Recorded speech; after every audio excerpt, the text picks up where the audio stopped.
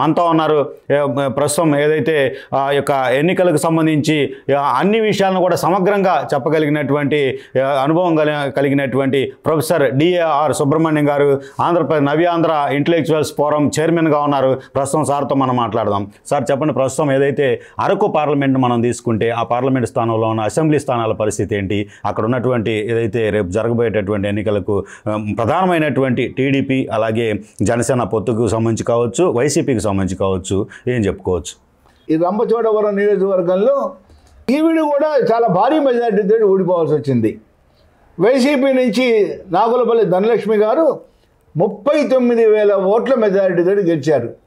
ఇక్కడ గమనించాల్సింది ఏంటంటే ఈ రెండు నియోజకవర్గాల్లో ఎవరైతే వైసీపీ నుంచి టీడీపీకి పార్టీ ఫిరాయించారో ఇద్దరు ఘోరాతి ఘోరంగా ఓడిపోవడం జరిగింది.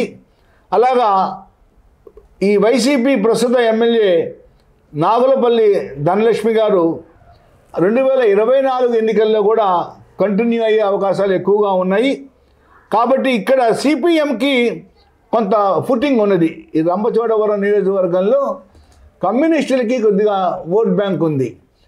సో ఈ ఓట్ బ్యాంక్ కమ్యూనిస్టులకు ఉండటం వలన కాంగ్రెస్ కమ్యూనిస్టులు కనుక కలిసి పోటీ చేస్తే తప్పకుండా టఫ్ అవుతుంది.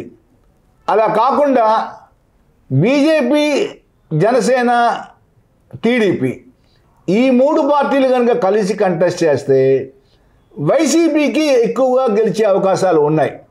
కారణం ఏంటంటే కాంగ్రెస్ పార్టీ ఓట్లు కొద్ది గొప్ప ఉన్నా, కమ్యూనిస్టు ఓట్లు ఉన్నా వాళ్ళెవరూ కూడా టీడీపీ అభ్యర్థికి వేయరు. కారణం ఏంటంటే బీజేపీ అలయన్స్లో ఉన్నారు కాబట్టి. బీజేపీ కనుక అలయన్స్లో ఉంటే ఇక్కడ ఖాయంగా వైసీపీ గెలిచే అవకాశాలు పెంచు. అలా కాకపోతే మాత్రం చాలా tough seat. YSR Congress seat నిలుపుకోవడానికి కొద్దిగా కష్టపడవలసిన సీటే. మొత్తం మీద ఓవరాల్గా 7 అసెంబ్లీ నియోజకవర్గాల్లో ఎక్కువగా వైఎస్ఆర్ కాంగ్రెస్కే అనుకూలత ఉన్న నియోజకవర్గాలు ఇవన్నీ కూడా. ఒక 2-3 మాత్రం టీడీపీకి కొంత అనుకూలత అయితే ఉన్నది.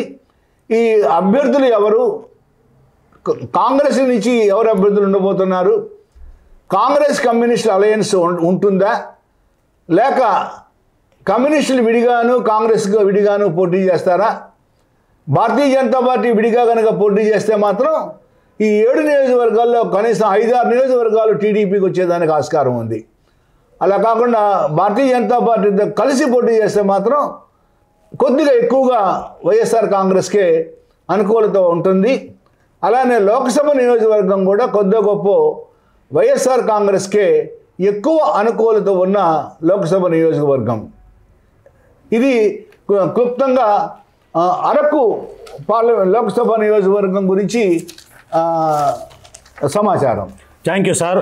డిఆర్ సుబ్రహ్మణ్యం గారికి సంబంధించినటువంటి పొలిటికల్ విశ్లేషణకు సంబంధించి చూస్తే ఈ రాజకీయ విశ్లేషణలో ఏదైతే ఉత్తరాంధ్ర నుంచి చూసుకుంటే కనుక ఉత్తరాంధ్రలో ప్రధానమైనటువంటి అరకు పార్లమెంటుకు సంబంధించి లోక్సభ స్థానం నుంచి 7 అసెంబ్లీ సెగ్మెంట్స్ ఉంటే కనుక వాటికి సంబంధించి బలాబలాలు కాంగ్రెస్ ఏదైతే అనూహ్యంగా కూడా గత నెల రోజుల నుంచి కూడా ఏదైతే పెద్ద ఎత్తున రాష్ట్రంలో కొంతమేరకు ప్రభావితం చూపిస్తున్నటువంటి నేపథ్యంలో కాంగ్రెస్ ప్రభావం కూడా అధికార పార్టీ ఏదైతే వైసీపీ ఉందో వైసీపీ గెలుపోటములకు సంబంధించి ప్రభావితం చూపించే పరిస్థితి ఉంది. అలాగే అరకు లోక్సభ స్థానంలో ప్రధానంగా సిపిఎంకు అలాగే బీజేపీకి కూడా కొన్ని అసెంబ్లీ సెగ్మెంట్లో ఓట్ల శాతం ఉండేటటువంటి పరిస్థితి ఉంది.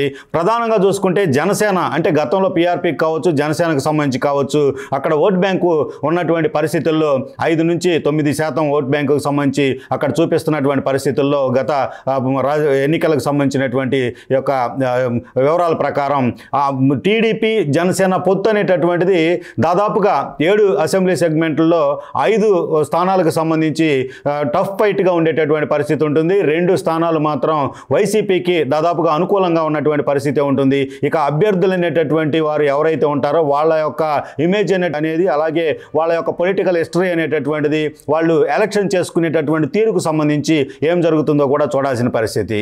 ఇది ఈరోజు టాపిక్. అరకు లోక్సభకు సంబంధించినటువంటి రాజకీయ విశ్లేషణ. మరో లోక్సభ స్థానంకు సంబంధించినటువంటి సమాచారంతో మళ్ళీ కలుద్దాం. నమస్తే.